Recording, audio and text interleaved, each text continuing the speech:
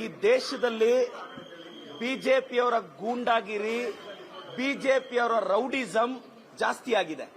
ಯಾಕೆ ಈ ವಿಚಾರ ಪ್ರಸ್ತಾಪಿಸ್ತಿದ್ದೀನಿ ಅಂದ್ರೆ, ಈ ಬಿಜೆಪಿಯವರ ಗೂಂಡಾಗಿರಿ ಸರ್, ನಿನ್ನೆ ಬಿಹಾರದ ಪಾಟ್ನಾದಲ್ಲಿ ಕಾನ್ಸರ್ ಅಂತ famous coaching center teacher NEET ಪರೀಕ್ಷೆ ಬಗ್ಗೆ ಮೋದಿ ಅವ್ರನ್ನ ಪ್ರಶ್ನಿಸಿದ್ರು, ನೀಟ್ ಪರೀಕ್ಷೆ ಬಗ್ಗೆ ಧರ್ಮೇಂದ್ರ ಪ್ರಧಾನ ಪ್ರಶ್ನಿಸಿದ್ರು ಅಂತ ನಿನ್ನೆ ಅವ್ರ ಕೋಚಿಂಗ್ ಸೆಂಟರ್ ಮೇಲೆ ರಾತ್ರಿ ಅಟ್ಯಾಕ್ ಆಗುತ್ತೆ. 8 ರಿಂದ 10 ಸಲ ಗನ್ ಫೈರ್ ಮಾಡ್ತಾರೆ. ಒಬ್ಬ ಕಾನ್ಸರ್ ಅಂತ ಬಡವ್ರ ಮಕ್ಕಳಿಗೆ ಟೀಚರ್ ಪಾಠ ಹೇಳ್ಕೊಡೋ ಟೀಚರು ಕೇಂದ್ರ ಸರ್ಕಾರದ ವಿರುದ್ಧ ಮಾತಾಡಿದ್ರು ಅಂತ ಬಿಜೆಪಿ ಗೂಂಡಾಗಳು ಹೋಗಿ ಬಿಜೆಪಿ ಬೆಂಬಲಿತರು ಕೋಚಿಂಗ್ ಸೆಂಟರ್ ಪುಡಿ ಪುಡಿ ಮಾಡಾಕಿದ್ದಾರೆ. ಮೋದಿ ಅವರ ಗೂಂಡಾಗಿರಿ ಯಾವತ್ ನಿಲ್ಲುತ್ತೆ? ಅಮಿತ್ ಶಾ ಅವರ ಗೂಂಡಾಗಿರಿ ಯಾವತ್ ನಿಲ್ಲುತ್ತೆ?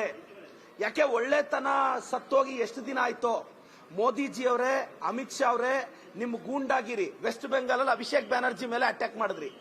ನಿಮ್ ವಿರುದ್ಧ ಯಾರೆಲ್ಲ ಮಾತಾಡ್ತಾರೋ ನಿಮ್ ಬೆಂಬಲಿಗರೋಗ ಅವ್ರನ್ನ ಅಟ್ಯಾಕ್ ಮಾಡೋದು. ಇಂಥವೆಲ್ಲ ಪ್ರಜಾಪ್ರಭುತ್ವದಲ್ಲಿ ನಡೆಯಲ್ಲ.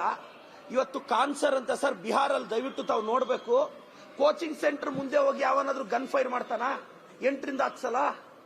ಆ ಬಿಜೆಪಿ ಅಲ್ಲಿ ಬಿಹಾರಲ್ಲಿ ಇರೋದು ಬಿಜೆಪಿ, ಸೆಂಟ್ರಲ್ ಇರೋದು ಬಿಜೆಪಿ. ನಾಲಾಯಕಗಳು, ಅಯೋಗ್ಯರು, ಅಸಮರ್ಥರು, ರೌಡಿಗಳು, ಗೂಂಡಾಗಳು ಈ ಬಿಜೆಪಿಯವರು. ನಾನು ಮತ್ತೊಮ್ಮೆ ಇದೆಲ್ಲ ಘಟನೆಗಳು ನೋಡ್ತಾ ಇದ್ರೆ ನನಗೆ ಅನಿಸ್ತಿದೆ, ಬಿಜೆಪಿ ಹಟಾವ್ ದೇಶ್ ಬಚಾವ್, ಬಿಜೆಪಿ ಹಟಾವ್ ದೇಶ್ ಬಚಾವ್ ಅಂತ ಹೇಳಕ್ ಇಷ್ಟಪಡ್ತೀನಿ sir.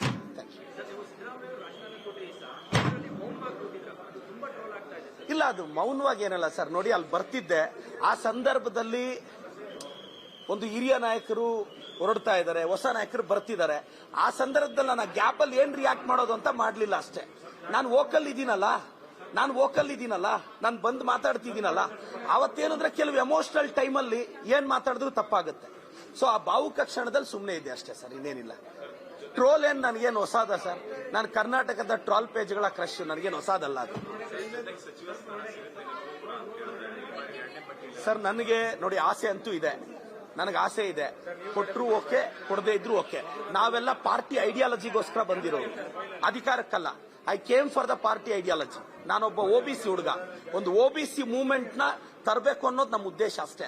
Not for the power, for the ideology. ನಾನು ರಾಜ್ಯದ ಜನತೆಗೆ ಮತ್ತೆ ಹೇಳ್ತೀನಿ, ನಾನು ಐಡಿಯಾಲಜಿಗೋಸ್ಕರ ರಾಜಕೀಯಕ್ಕೆ ಬಂದಿರೋನು. ಪವರ್ ಇಂದೇನೋ ಪಾಪ್ಯುಲಾರಿಟಿ ಇಂದೇನೋ ಹೋಗಿದ್ದಿದ್ರೆ ಮೈ ಮೇಲೆ ಎಳೆದು ಕಾಂಟ್ರವರ್ಸಿಗಳು ಮಾಡ್ಕೊಂತಿರ್ಲಿಲ್ಲ.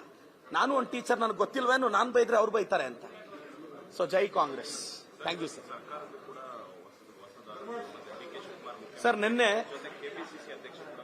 ನಾನಿವತ್ತು ನಮ್ಮ DK ಶಿವಕುಮಾರ್ ಸಾಹೇಬರಿಗೆ ಅಭಿನಂದಿಸ್ತೀನಿ, ಹರಿಪ್ರಸಾದ್ ಸಾಹೇಬ್ರಿಗೆ ಅಭಿನಂದಿಸ್ತೀನಿ. DK ಸಾಹೇಬ್ರು ಖಂಡಿತವಾಗೂ ಮತ್ತೊಂದು ಹಂತದ ಅಭಿವೃದ್ಧಿ ಕರ್ಕೊಂಡು ಹೋಗ್ತಾರೆ.